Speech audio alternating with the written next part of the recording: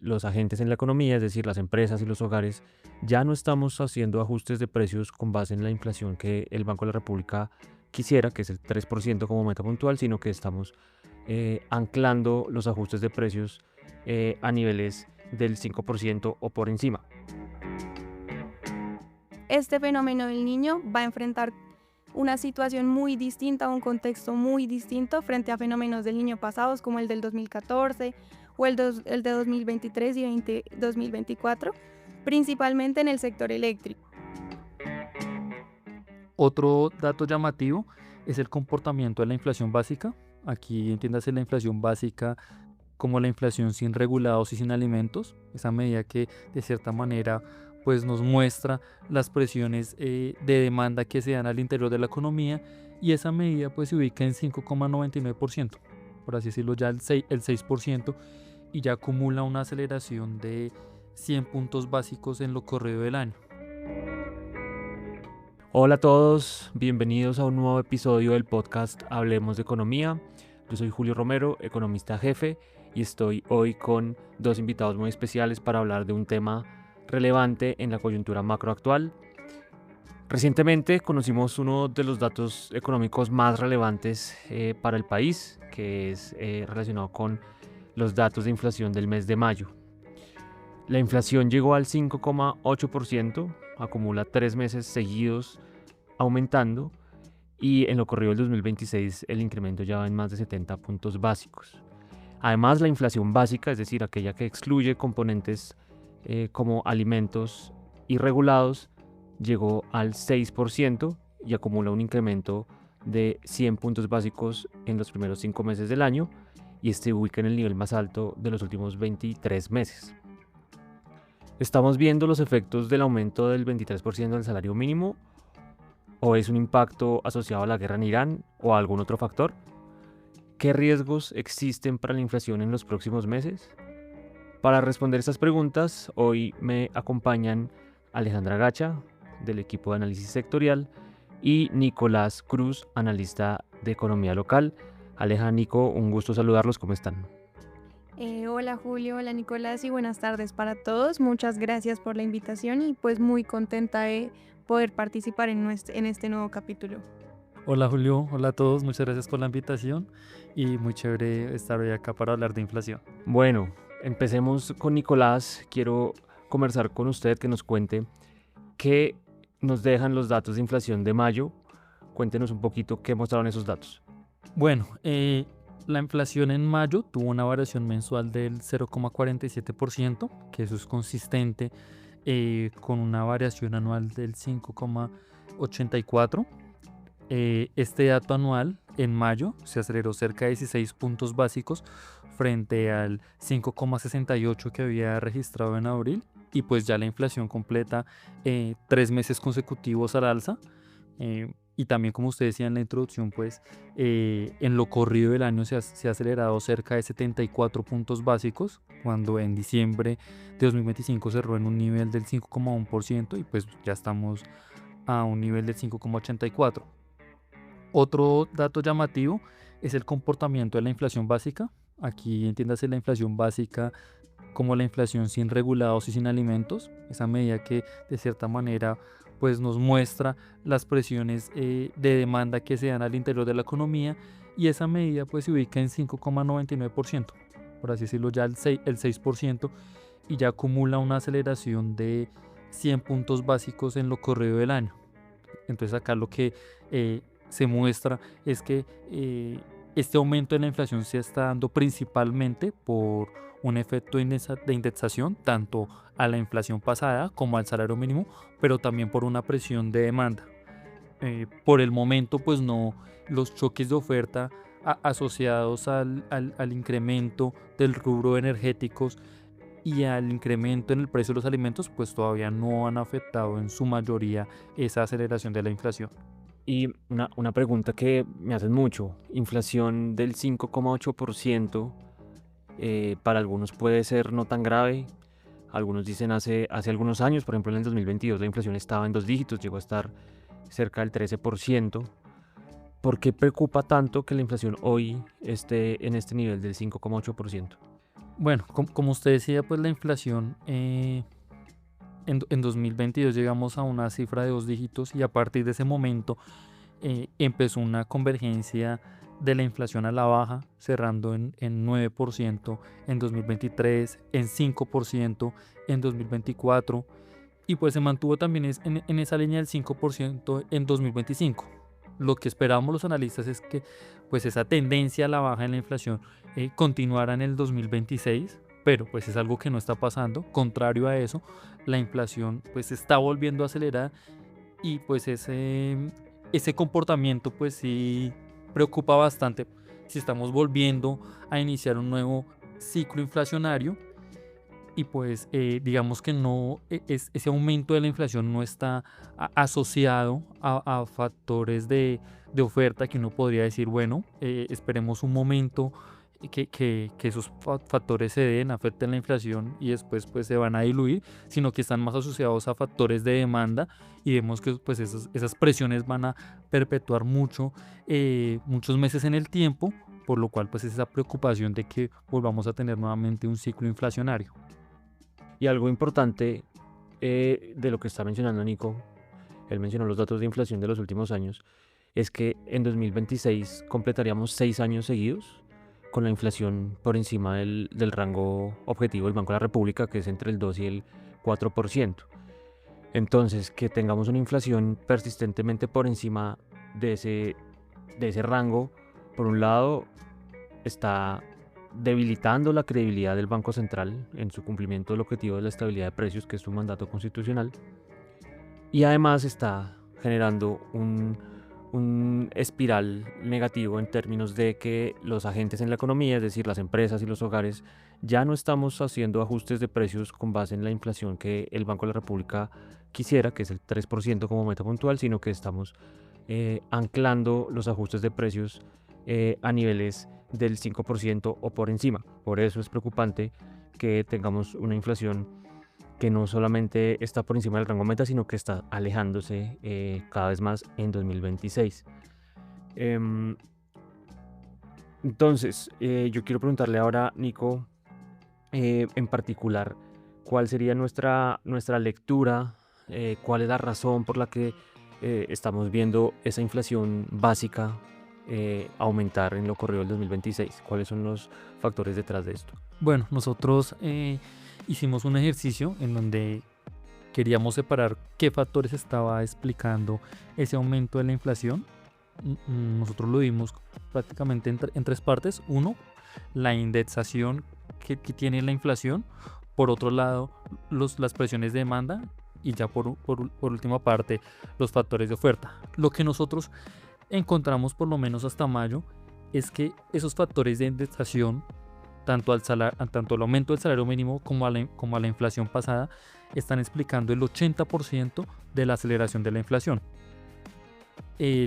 Por el lado de la demanda, que se ve más reflejada en el comportamiento del precio de los bienes, vemos que ese efecto de la demanda pues tiene apenas una participación del 10% en el incremento de la inflación. Y ya por otro lado, los factores de oferta, que pues se han señalado mucho en los últimos meses, apenas aportan un 10%. Acá entiéndase factores de oferta, el comportamiento de los precios de los energéticos, tales como el precio de los combustibles, el precio de la electricidad y el precio de la gasolina. Y por otro lado, el precio de los alimentos. ¿Por qué los factores de oferta solo llegan a explicar el 10%? Si bien en los primeros 4 meses del año se ha evidenciado un aumento de los precios de los alimentos, principalmente de los alimentos perecederos, producto de esta temporada de lluvias que ha experimentado el país, lo que pasa es que el precio de los energéticos, por el contrario, ha aportado a que la inflación no sea mayor. ¿Por qué ha pasado eso? Recordemos que entre enero y marzo el gobierno decidió reducir los precios de la gasolina en cerca de 1.000 pesos, dado que pues, los precios internacionales se ubicaban en torno a los $60 por barril. Eso hacía que no se acumulara un déficit que aumentara el déficit del FEPEC, pero a partir de que se dio el conflicto en el Medio Oriente, que llevó a que los precios del Brent incluso llegaran por encima de los $100 por barril, pues el gobierno tuvo que actuar aumentando los precios de los combustibles. Sin embargo, pues ese aumento todavía no ha compensado la reducción que se ha hecho en los primeros, el que se hizo tanto en enero como en marzo, por lo cual pues los combustibles en lo corrido del año están aportando negativamente a la inflación. A eso también se le suma el comportamiento de los precios de la electricidad. En lo corrido del año, las tarifas de la electricidad se han contraído, y eso también ha aportado a que la inflación no sea mayor. Entonces, en conjunto, por eso es que los factores de oferta, cuando juntamos los precios de los alimentos y los precios de los energéticos, tienen tan poca participación en este aumento de la inflación en lo corrido del año. Aquí un tema importante, y es la narrativa que nos ha contado el gobierno sobre por qué estamos teniendo un choque inflacionario. Le ha asignado un peso al conflicto en Oriente Medio, la guerra entre Estados Unidos e Israel contra Irán, que eso empezó hace más o menos 3 meses.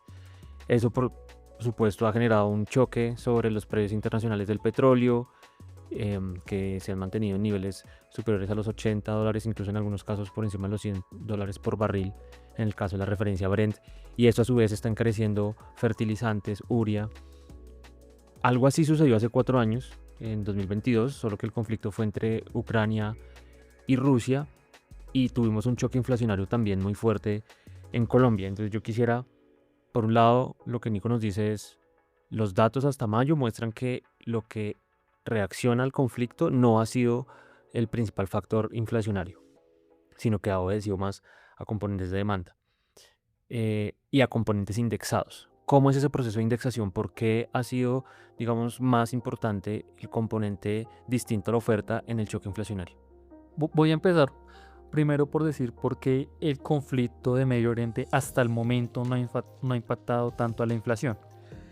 Sí hemos visto aumentos, que se retomaron los aumentos en el precio de la gasolina, como lo decía anteriormente, dado que pues los precios internacionales han aumentado, y eso genera pues un diferencial de precios que al final se traduce en mayor acumulación de déficit por parte del FEPEC, por lo cual el gobierno tuvo que reaccionar aumentando los precios de la gasolina, y es por eso que en abril y mayo el gobierno pues tuvo que aumentar los precios de la gasolina en cerca de 900 pesos. Eso pues ha presionado un poco la inflación al alza. Sin embargo, el choque en el rubro de alimentos todavía no se ha evidenciado. Como usted decía, pues la urea, un fertilizante importante para todo el proceso agrícola, pues ha tenido un aumento relevante a nivel internacional. También otras materias primas para la agricultura, como es el maíz y el trigo, para que se pueda dar la producción de pollos y la producción de huevos. Eso también tendría que afectar, pero pues hasta el momento el choque internacional en el agro no se ha visto evidenciado. Por eso es que los precios de los alimentos tampoco han continuado con esa tendencia al alza. De hecho en mayo los alimentos tuvieron una variación negativa. Sí, entonces esa variación negativa en alimentos se dio principalmente en el rubro de perecederos, como consecuencia de un aumento del abastecimiento. Ese aumento de la oferta agrícola pues permitió una caída de los precios, pero también hay por así decirlo, un efecto base, en donde pues ya los precios venían aumentando bastante, y pues al aumentar la oferta agrícola, pues eso llevó a que los precios presentaran una contracción en el mes de mayo. Entonces, en conclusión, no hemos visto evidencia fuerte de que el conflicto en Oriente Medio hasta el momento le esté pegando a la inflación. Por otro lado, lo que usted decía, y es porque los otros fenómenos asociados diferentes a la oferta sí le están pegando a la inflación. Entonces, por un lado, hay que explicarle a nuestra audiencia que la inflación en Colombia es bastante indexada. tanto al salario mínimo como a la inflación de cierre del año. Cerca del 60% de la canasta del IPC está indexada a esos dos rubros. Entonces, pues ya, digamos, uno de los más representativos es los arriendos que pesan un cuarto tienen un peso del 25% en el IPC, pues se ajustan a la inflación pasada. Entonces, este año, la mayoría de arriendos se va a ajustar al 5,1 que cerró la inflación en 2025. Pero por otro lado, hay otros rubros que están indexados al incremento del salario mínimo. Esos son en su mayoría los rubros correspondientes a servicios y algunos bienes regulados, pero principalmente los servicios. Al ser bastante dependientes de la mano de obra, pues los cambios en los costos salariales afectan los precios de esos servicios. Y eso es lo que hemos venido evidenciado en lo corrido del año. La inflación de servicios sin arrendamiento ha tenido una tendencia al alza, principalmente los rubros de comidas fuera del hogar y otros servicios que también son bastante indexados al salario mínimo, como los servicios de copropiedad, los servicios de peluquería. Esos servicios son muy dependientes de los incrementos del salario mínimo y son los que han presionado la inflación al alza.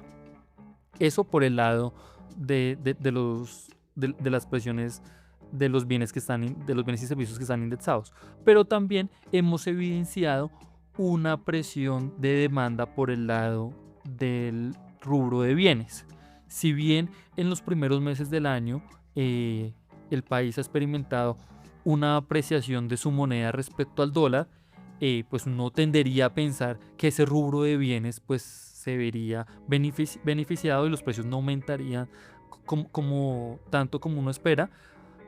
Pero lo que hemos visto es que esas presiones de demanda, producto pues de que el consumo todavía sigue siendo el motor de la economía, pues ha llevado a que ese rubro también presione al alza la inflación. Y es por eso que esas presiones de demanda pues hasta el momento tienen una participación del 10% en el incremento de la inflación.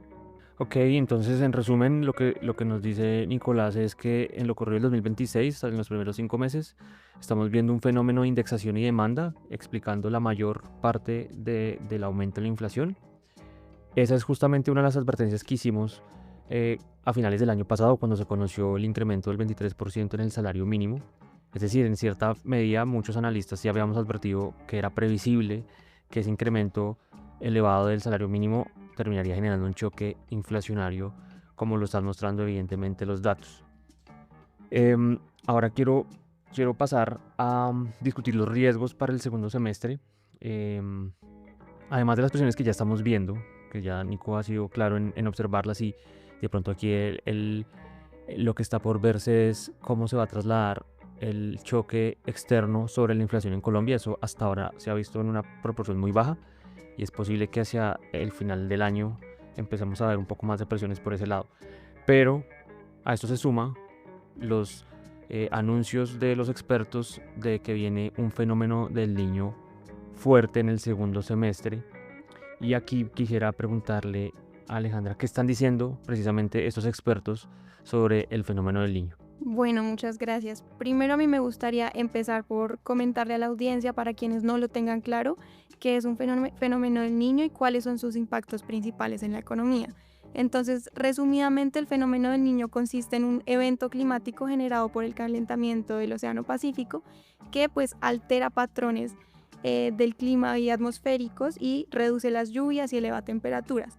En Colombia, los efectos del Niño se ven especialmente en la región andina, al norte del Pacífico y en la región Caribe, y pues se ha caracterizado en eventos anteriores por menores lluvias y aumento de las temperaturas. Lo que los expertos señalan para este año es que la probabilidad de un fenómeno del Niño se perfila como inminente, probablemente con una intensidad mucho mayor a la registrada en el último fenómeno del Niño que atravesó el país, que fue entre el 2023 y 2024. De hecho, para el trimestre mayo, junio, julio, la probabilidad de que se materialice este fenómeno ya alcanza el 82%, y para finales del año la probabilidad alcanza valores cercanos al 96%, lo que nos dice que realmente ya podemos decir que es muy probable que el fenómeno del Niño se materialice en el segundo semestre. Y ahora, ¿cómo es el efecto de este fenómeno climático sobre los precios en nuestro país? Bueno, sobre eso nosotros hace poco publicamos un informe de los efectos del fenómeno del Niño en la economía, y lo que nosotros observamos es que hay dos canales o dos sectores que se ven principalmente afectados por un fenómeno del Niño. Entonces, por un lado, las menores lluvias presionan el sistema eléctrico, que depende mayoritariamente de la generación hidráulica, es decir, las tarifas de energía eléctrica se verían afectadas debido a una menor, a que los embalses pues tendrían menos capacidad para atender este fenómeno del Niño. Por otro lado, el sector que también es uno de los que más se ve afectados por el tema del fenómeno del Niño es el sector agropecuario, que en Colombia el sector agropecuario depende altamente y mucho más que frente a otros países de la región del agua de lluvia, y pues al tener menos precipitaciones muy probablemente se verían impactados los cultivos agrícolas, lo cual pues desencadenaría una mayor inflación de alimentos. Y tenemos, digamos, estimaciones de en otros episodios del Niño, cuánto fue el impacto, cuál fue en cuanto a tiempo, por ejemplo. ¿Qué podemos esperar? ¿Es un fenómeno que podríamos esperar que ya se empiece a materializar en la inflación del 2026 o vemos más probable que sea algo de comienzos del 2027? Bueno, respecto a esta pregunta, a mí me parece también relevante aclarar que este fenómeno del Niño va a enfrentar una situación muy distinta, un contexto muy distinto frente a fenómenos del Niño pasados como el del 2014 o el de 2023 y 2024. Principalmente en el sector eléctrico, y me gustaría, antes de hablar de los impactos, hablar de cuál es la situación o el contexto actual del sector eléctrico para poder entender cuáles serían las consecuencias del fenómeno del Niño durante este año. Entonces, primero, lo que hay que mencionar es que en el sector eléctrico el problema de fondo es la brecha entre la oferta y la demanda. Entonces, por un lado, la oferta no se ha generado la expansión de nueva capacidad de oferta al ritmo que se esperaba. Digamos que en 2025 solamente se ha generado el 10% de la capacidad esperada, mientras que por el otro lado, en la demanda se cuenta una historia completamente distinta y el comportamiento es opuesto. Lo que vemos es que en lo corrido del año a mayo, el consumo acumula un crecimiento del 5,6%, el segundo más alto en 5 años. Y pues además de esto supera la senda de proyección de la UME, y si se materializa ese fenómeno del Niño, que como mencionaba hace unos minutos, pues es casi que inminente, la presión será aún mayor. Entonces, digamos que el sector eléctrico enfrenta un escenario de posibilidad pues alta de fenómeno del Niño, con mucha menos margen de maniobra debido a esa menor oferta y la mayor demanda. Digamos que ahora sí, entrando a esas comparaciones de qué ha pasado con fenómenos del Niño en episodios anteriores, lo que vemos es que en el último fenómeno del Niño que hubo, que fue en 2023, la demanda creció en promedio 6% mensual, con picos de hasta 9,3%. ¿Y cómo esto impactó a los precios de la energía? Bueno, durante el pasado Niño, las tarifas que pagaron los hogares colombianos crecieron en promedio 15,4% anual, y pues hubo incluso incrementos superiores al 20% en algunos meses. De hecho, los precios de la bolsa aumentaron más del 200% durante el último periodo del Niño registrado.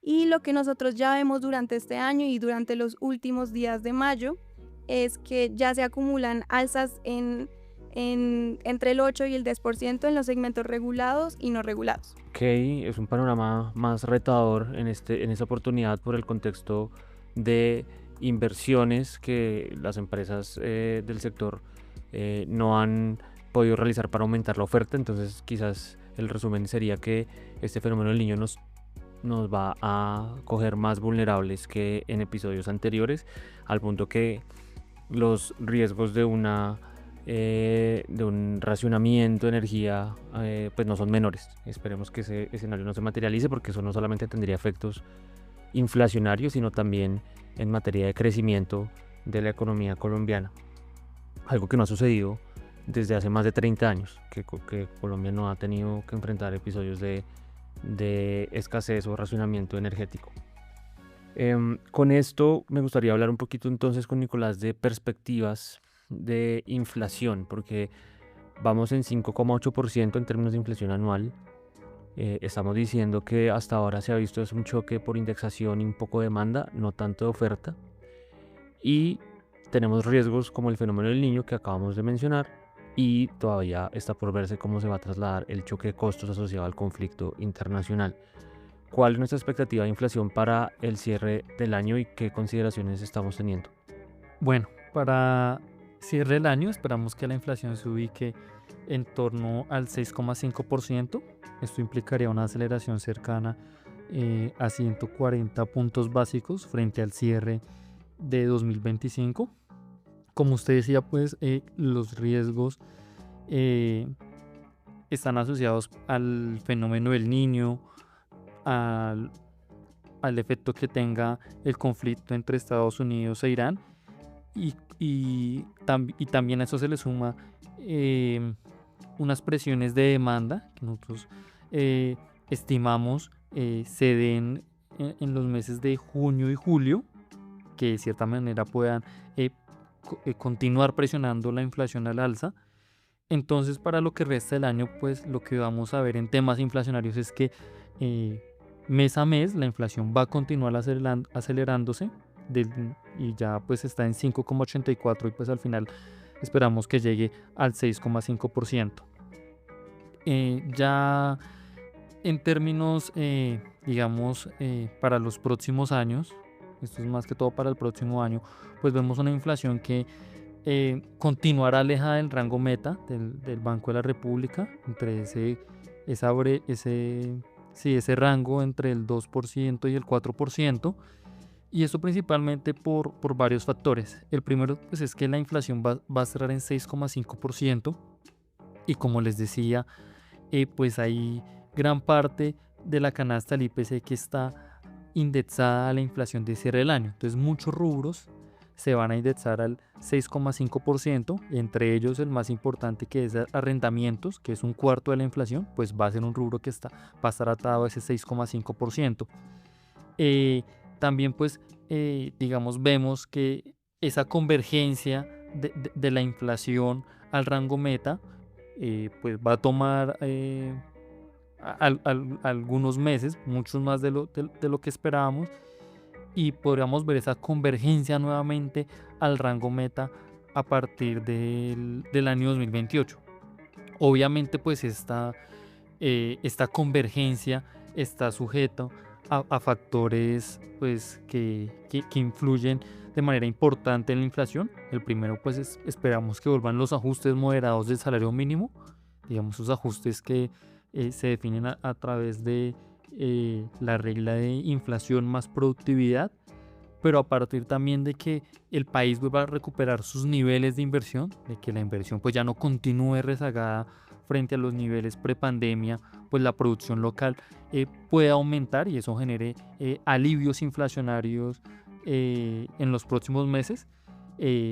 Pues digamos que si se dan estos dos ítems que acabo de mencionar, pues lo que puede pasar es que alrededor del 2028 podríamos ver nuevamente la inflación convergiendo al rango meta.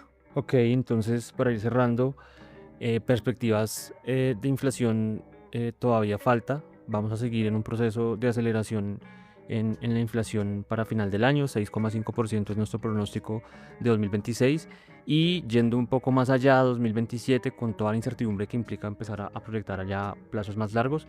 En todo caso, sí estamos viendo que la indexación va a seguir generando presión sobre los precios en 2027, teniendo en cuenta que un porcentaje importante del IPC pues, se termina anclando a las inflaciones rezagadas. Va a depender en todo caso de la decisión de incremento del salario mínimo para el 2027, que ojalá esté más asociada a factores técnicos como inflación y productividad. De forma que para el 2027 seguimos esperando y creo que el mercado está igual, todavía no lograríamos entrar al rango meta. Pensando en implicaciones, brevemente un comentario sobre qué implicaciones tiene esto en términos de política monetaria Este mes, junio, vamos a tener decisión de tasas de interés. ¿Qué implicaciones tiene toda esta coyuntura para la Junta del Banco de la República? El primer dato que se va a tomar es el comportamiento de la inflación. La inflación continúa acelerándose, viene incrementándose durante 3 meses consecutivos y, como decía al principio del podcast, pues ya se ha acelerado 74 puntos básicos. No solo la inflación total, las medidas de inflación básica también siguen acelerándose, incluso ya se ubican en niveles cercanos al 6%. Entonces yo creo que ese dato de inflación va a ser bastante relevante para la toma de decisión de finales de este mes. También las expectativas, tanto a 1 como a 2 años, continúan fuera del rango meta. Es hasta el momento en que esas expectativas de inflación, tanto a 1 o 2 años, no muestren como esa total convergencia al rango meta. La postura de política contractiva continuará. Entonces, bajo esos dos factores, lo que nosotros observamos y lo que nosotros preveemos es que la inflación, la tasa de política monetaria aumentará nuevamente a finales de junio en niveles cercanos a 100 puntos básicos. Eso llevaría a que la tasa de política monetaria se ubicara en un nivel del 12,25%. Esto con el fin pues de anclar esas expectativas de inflación, dado que pues estamos en un contexto en donde la inflación cada mes continúa acelerándose. Digamos que eso es una preocupación, una alta preocupación para el staff del Banco de la República, para la Junta del Banco de la República, que pues la inflación continúa acelerándose y que esas expectativas pues no converjan al rango meta. Entonces, bajo ese escenario, la herramienta que tiene que tomar la decisión que tiene que tomar el Banco de la República es aumentar esa tasa de política monetaria nuevamente 100 puntos básicos en la reunión de junio. Gracias, Nicolás, gracias, Alejandra. Con esto ya voy cerrando el podcast de hoy. Para hacer como un cierre, estamos en medio de un proceso inflacionario. Vamos en 5,8% con corte a mayo. Estamos esperando que llegue al 6,5%, con riesgos que están más inclinados a que sea más alta por efectos del fenómeno del Niño, más el efecto del conflicto en Irán sobre los costos, principalmente en el agro. Esto con implicaciones para las tasas de interés, que van a seguir altas por más tiempo. Luego de la pausa de abril, la Junta del Banco de la República retomará su proceso de incremento de tasas y llevará la tasa de política monetaria a niveles del 12,25% al menos al finalizar este año. Estamos de todas formas a puertas de un resultado electoral clave para la economía. Eso claramente puede marcar el rumbo de la política monetaria, de la inflación en los próximos meses, dependiendo cuál sea el resultado. Por lo pronto, pues nosotros estaremos atentos para seguirlos informando y dándoles los mejores análisis desde el equipo de investigaciones económicas. Los invito a que consulten nuestros informes en la página web www.investigaciones.corfi.com y nos vemos en una próxima oportunidad.